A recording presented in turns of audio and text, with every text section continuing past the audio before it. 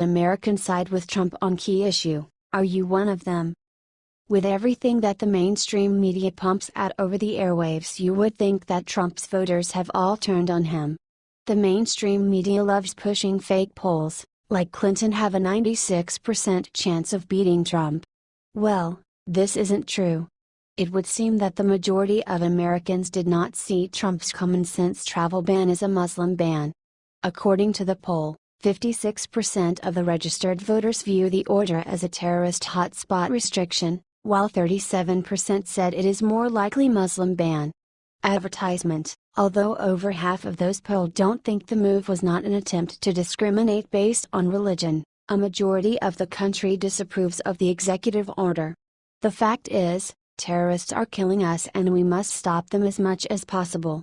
The Washington Examiner reported that 46% of Americans supported Trump's immigration order issued on January 27. The Anderson Robbins Research and Shaw and Company Research lead a poll of 1,013 registered voters across the country, and they conducted interviews via landline and cell phone. Moreover, the majority always sided with Trump, true patriotic Americans. President Trump is just getting started and he already has people siding with him. If only liberals left him to do his job. It shows for a fact that the fake news media is a bunch of liars. He works his hardest to make America great again.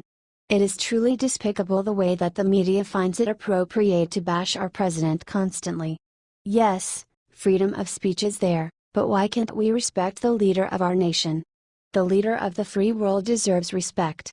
If someone disagrees with you, it doesn't mean that you insult and attack them. You just have a different opinion. Trump keeps on winning. Advertisement. What do you think of all of this?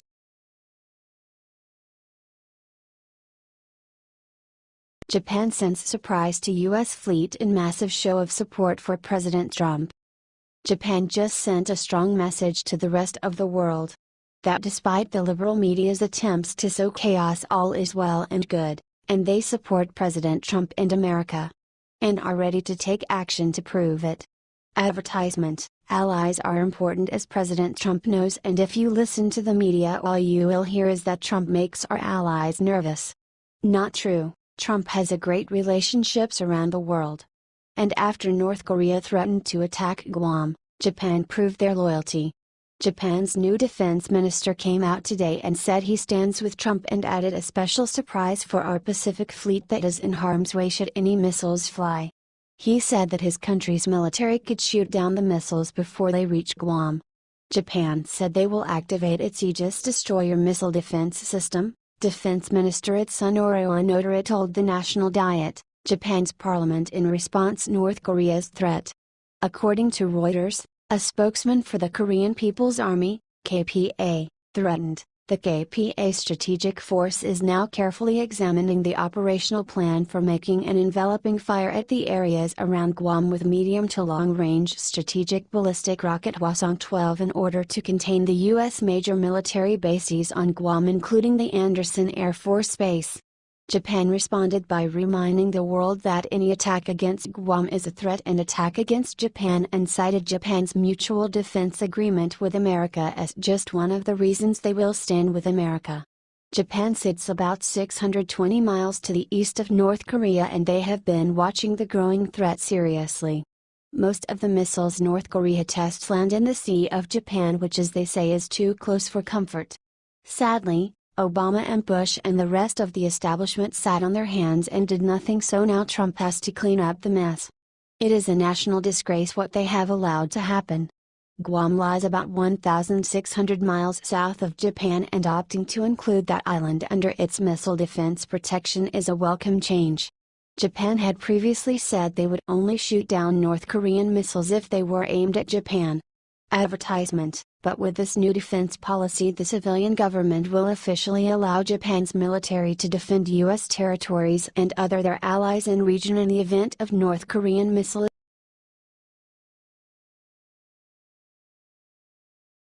Polling expert accurately predicts which tandem Senate seats will switch to GOP in 2018.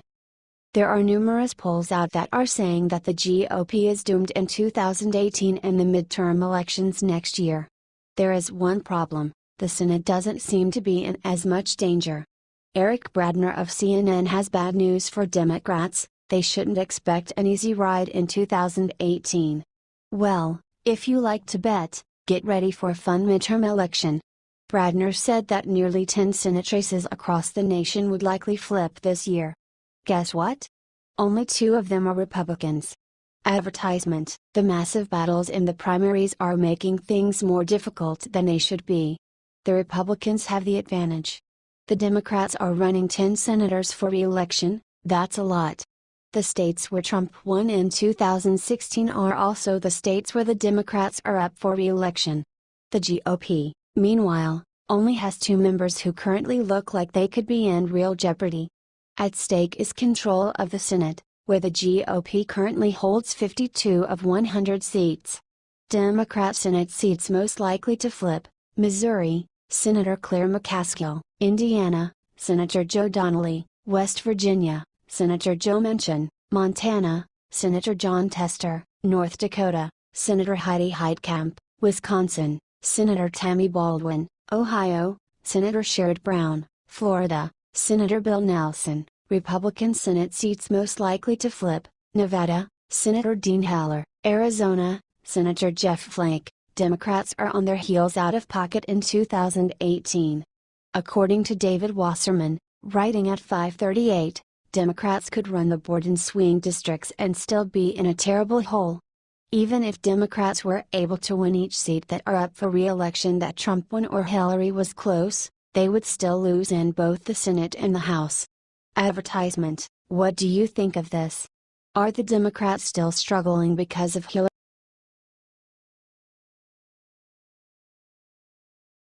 Breaking: Australia takes massive stand for America, puts squeeze on North Korea.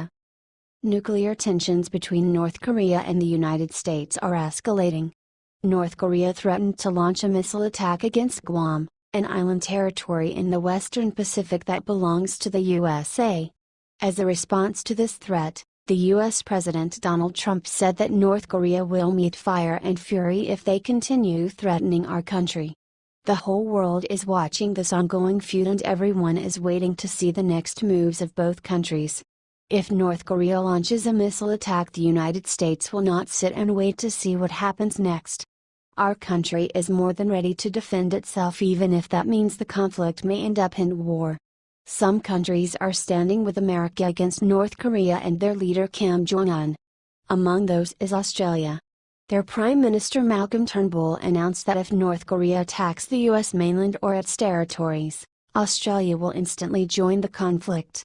Breitbart reports, America remains by its partners, including Australia obviously, and we remain by the United States, Mr. Turnbull told nearby radio station 3 on Friday morning. So be sure about that. On the off chance that there's an assault on the U.S., the ANZUS Treaty would be conjured and Australia would go to the guide of the United States, as America would go to our guide in the event that we were assaulted. The Australia, New Zealand, United States Security Treaty, also known as the ANZUS Treaty, ties the U.S., Australia and New Zealand together in a pact to cooperate on military issues in the Pacific Ocean area. If any of these 3 countries face an attack, each country will meet the common threat. Turnbull also said that he talked about North Korea's action with the Vice President of the United States Mike Pence.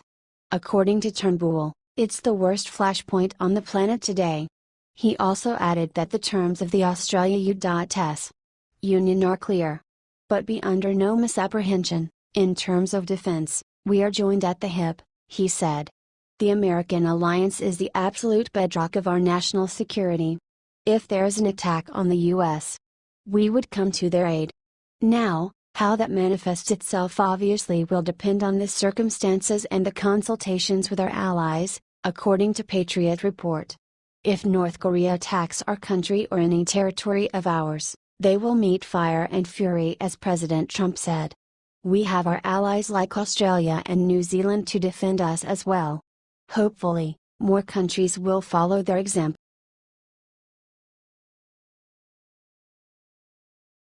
Michael Moore played down in New York City. He just can't keep his big mouth shut. Not even to chew. It seems as he is always spouting out some nonsense about the evils of the GOP. True, he helped elect George W. Bush by backing Ralph Nader, and his guilt is still obvious. Advertisement. Which is why he went around the country warning liberals that Trump was going to win. Moore still has some connections to the real America despite his huge bank account, which he famously got from conning liberals with one-sided diatribes aimed to fatten his wallet, not their brains. But he will never admit that. He believes he is a man of the people, and so he has turned his ire towards President Trump. He smells money. Let's not delude ourselves as the liberals do and think he is fighting for truth, justice, and the American way. The guy is a conman, plain and simple, and liberals, if we know anything, love to be conned to a sleep in their little bubbles of elitism. If it feels good, do it, and who cares for the consequences? And it felt good for the liberals to support his new play on Broadway, just as all their money feels good in his wallet. To be fair, Moore says he is not raking in the cash on his new on-man celebration of his own arrogance. Which is a shame, because if you are going to ruin your career or reputation with a flop, you better get paid.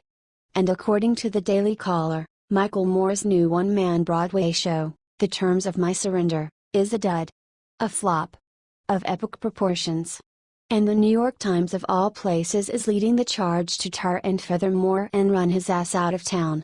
Times critic Jesse Green said of Moore's show, it is a bit like being stuck at Thanksgiving dinner with a garrulous, self-regarding, time-sucking uncle.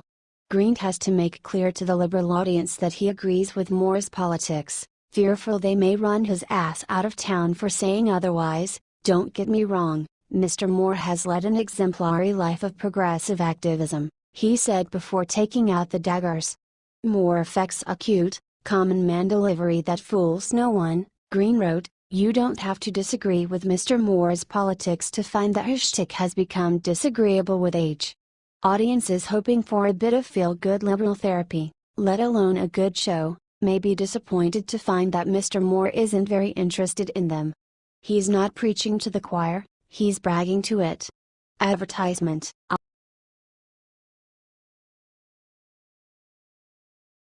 After telling Trump the F word, Jennifer Lawrence gets ultimate payback, and it hurts bad. One of the best actors of her generation, Jennifer Lawrence is yet another A-lister who has bashed our president.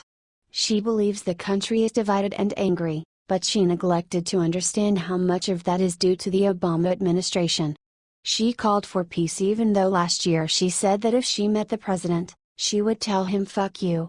She was on the cover in the Vogue upcoming September issue, and there was an interview associated with the cover. Vogue published Wednesday.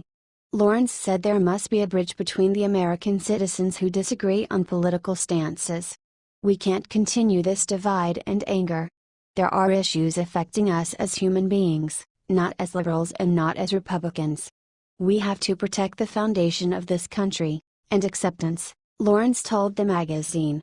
She said that if you preach acceptance, you should accept immigrants and Muslims too. Never mind that Islam is trying to destroy the illegal immigrants and us are breaking the law. Lawrence wants political enemies to reconcile. This is completely different from the stance she took towards Trump and his supporters in 2015 and 2016. If Donald Trump becomes president, that will be the end of the world, the Hunger Games star said. The end of the world? Come on. She made an appearance on the Graham Norton show last May. She attended a concert the same day as Trump and she divulged her opinion on this. I was at a concert that I heard he was attending, so I had my full security. I was like, find Donald Trump, Lawrence explained. Because I was adamant on finding him and then making a video of me going, hey Trump, fuck you. Well, it's kind of common for losers to change their tune. She is at least more educated than she was last year. Advertisement. What do you